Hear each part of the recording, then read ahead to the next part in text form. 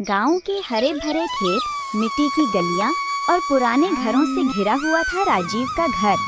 इसी घर में रहती थी अनीता, उसका पति राजीव और उसकी बूढ़ी सास।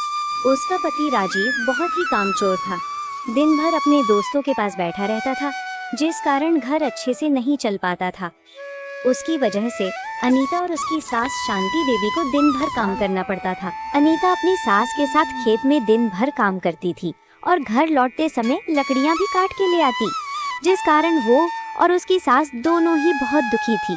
माँ जी, अगर ये ऐसे ही बेरोजगार रहे तो घर कैसे चल पाएगा? बेटा, मुझे ये चिंता दिन रात परेशान करती है। लगता है माँ जी, मुझे ही कुछ सोचना पड़ेगा। उस रात अनीता घर के आंगन में बैठी यही सोचती रही, ऐसा क्या करूं मैं जो घर के हालात सुधर जाए। अगली सुबह, माँ जी, मैंने सोचा है क्यों ना मैं चाउमीन का ठेला लगा लूं। बेटा, तुम एक औरत हो और ये ठेला लगाओगी तो गांव में बहुत बातें होंगी। लोग चाहे कुछ भी बोले, पर हमको तो अपना घर चलाना है। ठीक है बेटा, अगर तू करना चाहती है तो मैं भी तेरे साथ हूँ। मैं भी तेरे साथ ठेला लगवाने में मदद कर दूंगी। सुबह होते ही उन दोनों ने चौराहे पे ठेला लगा लिया। जैसे ही अनीता चाउमीन में मसाले डालती है, उसकी खुशबू से लोग उसकी ओर खिंचे चले आते हैं। ये क्या बना रही हो? भैया, ये पत्ता गोभी फ्राइड चाउमीन है। लाओ जरा हम भी खाने। वाह, इसका स्वाद तो बिल्कुल होटल जैसा है। धीरे धीरे भीड़ बढ़ने लगी। कुछ लोग तारीफ करते हैं तो वहीं कुछ लोग ताने भी कसते हैं। उस दिन ठेले से बहुत कमाई नहीं हुई, लेकिन अनीता उम्मीद नहीं छोड़ती है।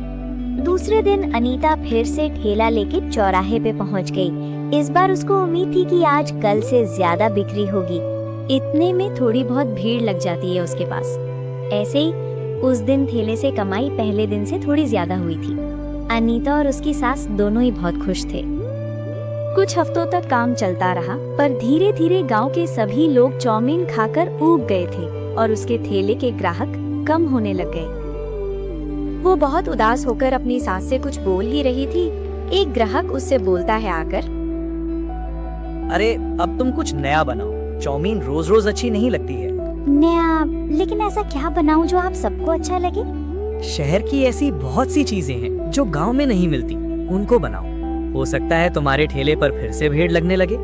अनीता और उसकी सास दोनों ही दुखी मन से ठेला लेके घर आ जाती हैं।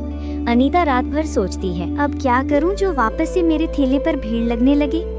ये सब सोचते सोचते वो सो गई। अगले दिन वो अपनी दोस्त रीता के घर आई। अरे, बहुत दिन बाद दिखी। और तेरा ठेला कैसा चल रहा है? क्या बताऊं यार, चाउमीन अब कोई पसंद ही नहीं कर रहा है।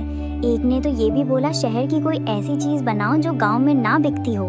हाँ, सही तो बोला उसने, कुछ नया बनाओ आप। लेकिन क्या बनाऊं यही नहीं समझ में आ रहा। एक काम कर, तू पनीर मोमोज बना, ये सही रहेगा। ये ठीक रहेगा। फिर अनीता जल्दी जल्दी घर आके अपनी सास को सब बता देती है। बेटा, जा तो बाजार से सामान ले आ। ठीक है माँ जी। अनीता जल्दी से सामान भी खरीद लाई और उसकी सास और उसने मिलके रसोई में बहुत सारे पनीर मोमोज बना लिए। फिर दोनों ही लोगों ने मिलके चौराहे पर ठेला लगा लिया। ठेला लगाते ही लोग पास आने लगे। अरे अनीता, आज क्या बना के लाई हो? भैया, पनीर मोमो है, खाकर बताइए।